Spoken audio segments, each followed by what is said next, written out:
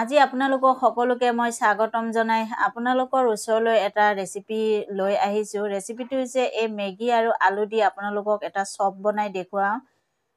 দেখিবলৈ একদম যেনেকৈ ধুনীয়া, খাবলৈও ধুনীয়া। একদম কম সময়ৰ ভিতৰতে এই ৰেচিপিটো আপোনালোকে বনাব পাৰিব।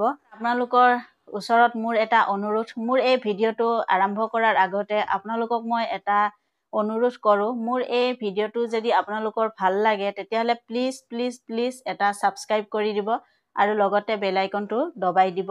আহক মই ৰেচিপিটো এতিয়া আৰম্ভ কৰোঁ। মেগীৰ এই চপটো বনাবৰ কাৰণে মই এনেকৈ 1 পেকেট মেগী লৈছোঁ আৰু মেগীখিনি মই ধুনীয়াকৈ ভাঙি লৈছোঁ। এতিয়া মই এনেকৈ পেন লৈ লৈছোঁ এখন। আপোনালোকে পেন বা কেৰাহীটো বনাব পাৰিব। মই এতিয়া এনেকৈ পেনখনত এইখিনি দি দিছোঁ আৰু এইখিনি মই অকণমান ৰঙচুৱা হোৱালে ভাজি ল'ম। এই মেগীখিনি মই এনেকৈ ভাজি লৈ আছোঁ। মই ইয়াত কোনো তেল ব্যৱহাৰ কৰা নাই। মই তেল এইখিনি ব্যৱহাৰ নকৰাকৈ এইখিনি ভাজি লৈ আছোঁ। মেগী মোৰ ৰঙচুৱা হৈ গৈছে। মই এতিয়া ইয়াত চব্জি ব্যৱহাৰ কৰিম। এনেকৈ মই গাজৰ 2টা কাটি লৈছোঁ, সৰু সৰুকৈ মিহি মিহিকৈ মই ৰুকি লৈছোঁ। এইখিনি মই এতিয়া ইয়াত দি দিছোঁ আৰু এফালে পিঁয়াজ কাটি লৈছোঁ 2টা সৰু সৰুকৈ, এইখিনিও মই ইয়াত দি দিছোঁ।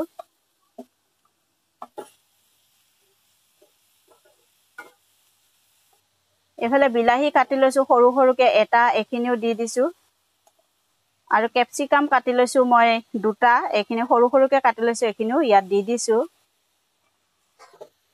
দি মই এইখিনি একদম কেঁচা গোন্ধ যোৱালে ভাজি ল'ম। চব্জি মোৰ সিজি গৈছে। এতিয়া মই এনেকৈ আদা আৰু নহৰু অকণমান ৰুকি লৈছোঁ, এইখিনি মই এতিয়া ইয়াত দি দিছোঁ। আপোনালোকে যদি নহৰু পচন্দ নকৰে তেতিয়াহ'লে আপোনালোকে খালি আদা দিও বনাব পাৰিব। মই অকণমান নহৰু আৰু আদা দি লৈছোঁ ইয়াত। এইখিনি এতিয়া মই ভালদৰে লৰাই ল'ম। চব্জি মোৰ সিজি গৈছে। মই এতিয়া ইয়াত আলু লৈছোঁ, এনেকৈ 3টা। আলুখিনি মই এইখিনি ইয়াত দি দিছোঁ। আলু মই সিজাই লৈছোঁ। সিজাই মই এনেকৈ অকণমান ৰুকি লৈছোঁ। ৰুকি মই এইখিনি ইয়াত দি দিছোঁ। আপোনালোকে যদি চব্জি ব্যৱহাৰ নকৰে তেতিয়াহ'লে চিম্পুল আলু দি আৰু মেগী দিও এনেকৈ এই চপটো বনাই খাব পাৰিব। যিহেতু এতিয়া চব্জিৰ ছিজন, সেইটো কাৰণে মই চব্জি ব্যৱহাৰ কৰিছোঁ।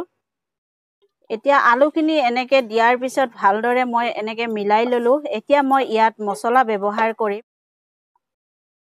আধা চামুচ মই এনেকৈ জলকীয়াৰ গুড়ি ব্যৱহাৰ কৰিছোঁ। 1 চামুচ চাট মছলা দিছোঁ ইয়াত। আপোনালোকে ইয়াত চাট মছলা নাথাকিলে আমচুৰ পাউডাৰ নহ'লে নেমুৰ ৰস অকণমান দিব পাৰিব। 1 চামুচ চিলি ফ্লেক্স দিছোঁ মই। 1 চামুচ নিমখ দিছোঁ মই।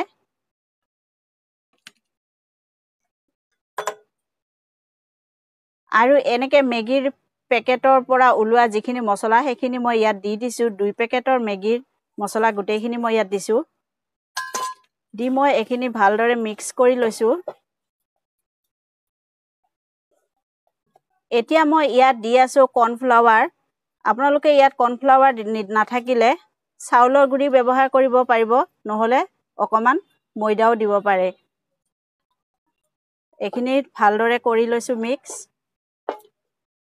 এতিয়া মই শেষত দি আছোঁ অকণমান ধনিয়াৰ পাত। ধনিয়াৰ পাত দি এইখিনি মই আকৌ ভালদৰে মিলাই ল'ম।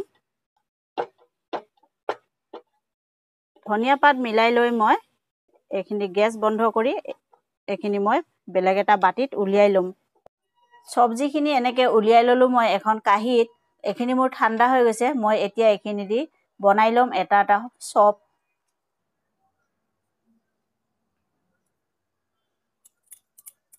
এনেকৈ মই গোল গোল কৰি বনাই ল'ম।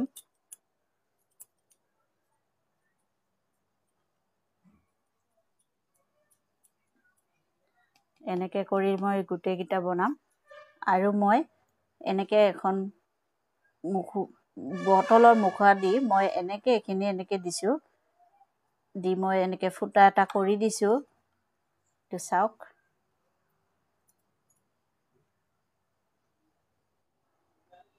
এনেকৈ বনালোঁ মই। আকৌ এটা আপোনালোকক বনাই দেখুৱাই আছোঁ। এনেকৈ গোল কৰি ল'লোঁ, লৈ মই আকৌ এখন এনেকৈ দিছোঁ মই ঢাকনি দি। এয়া চাওক, দেখিবলৈও ধুনীয়া হৈছে। এনেকৈ মই সম্পূৰ্ণ বনাই ল'ম। এনেকৈ মই ধুনীয়া সম্পূৰ্ণ কৰি গোটেইকেইটা বনাই ল'লোঁ। চাওক, দেখিবলৈ ধুনীয়া হৈছে। আৰু এনেকৈ কৰি আপোনালোকে ফ্ৰিজত 5-6 দিনৰ কাৰণে থৈ দিব পাৰিব। আৰু ফ্ৰিজৰ পৰা উলিয়াই যেতিয়া খাব মন যায় তেতিয়া আপোনালোকে তেলত ভাজি খাব পাৰিব। আপোনালোকে এনেকৈও খাব পাৰিব। আৰু মই বেলেগকৈ আপোনালোকক দেখুৱাই আছোঁ। এইখিনি মই ছাইডত থৈ দিছোঁ। এটা বাতিত মই এনেকৈ 3 চামুচ ময়দা লৈ লৈছোঁ। আৰু মই এইখিনি পানী দি অকণ অকণকৈ এইখিনি মিলাই ল'ম।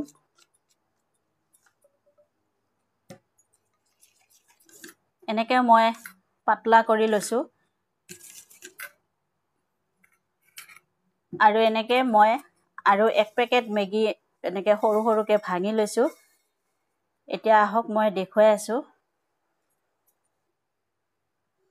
এনেকৈ 1 পিচ মই চপ লৈ লৈছোঁ আৰু ইয়াত মই ময়দাত দি দিছোঁ।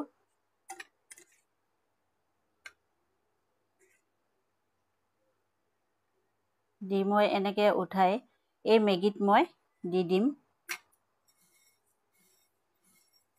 মেগীখিনিত এনেকৈ মই মিলাই দিম। এনেকৈ মই মেগীত দি লৈছোঁ।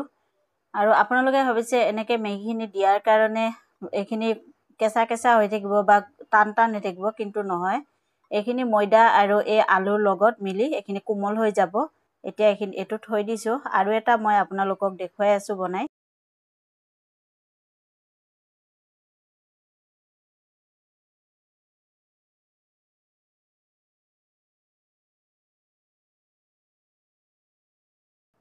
এনেকৈ সম্পূৰ্ণ মই গোটেই চপকেইটাতে লগাই ল'ম। এনেকৈ সম্পূৰ্ণ মই মেগী লগাই ল'লোঁ চপকেইটাত। এতিয়া মই এইকেইটা তেলত ভাজি আপোনালোকক দেখুৱাই আছোঁ। এনেকৈ মই চপকেইটা ভাজিবৰ কাৰণে এখন পেনত মই তেল গৰম কৰি লৈছোঁ। তেল মোৰ গৰম হৈ গৈছে। এতিয়া মই ইয়াত এটা এটাকৈ চপকেইটা ভাজি ল'ম।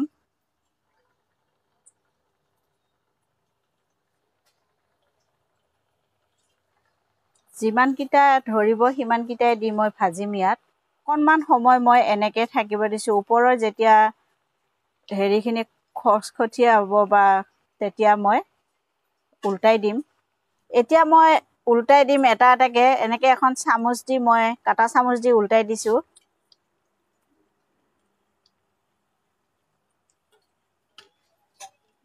গেছৰ জুই কম কৰি দি এইকেইটা মই ভাজি লৈছোঁ। আৰু মোৰ এইকেইটা হৈ গৈছে। মই এইখিনি এতিয়া নমাই দিম।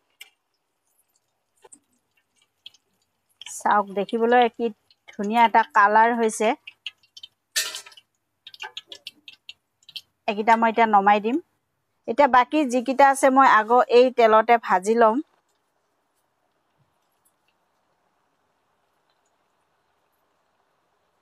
এনেকৈ মই আপোনালোকক সম্পূৰ্ণ বনাই দেখুৱালোঁ। চাওক, দেখিবলৈও ধুনীয়া হৈছে।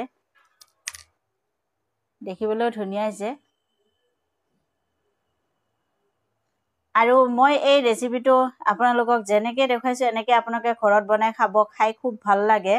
মই খাইছোঁ কাৰণে আপোনালোকক মই এই ৰেচিপিটো আপোনালোকৰ লগত শ্বেয়াৰ কৰিছোঁ।